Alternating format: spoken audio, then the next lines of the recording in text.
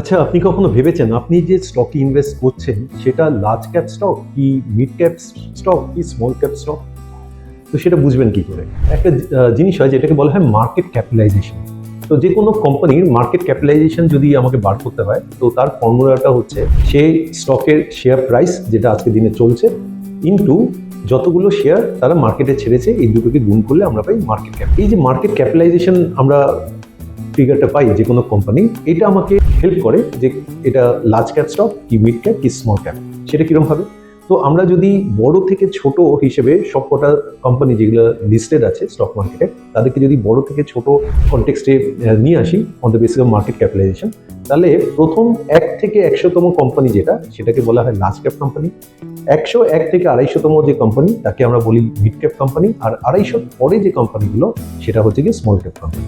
তো I hope আপনারা এবার থেকে বুঝতে পারবেন যে কোম্পানিতে আপনি ইনভেস্ট করছেন সেটা লার্জ ক্যাপ, স্মল ক্যাপ না মিড ক্যাপ।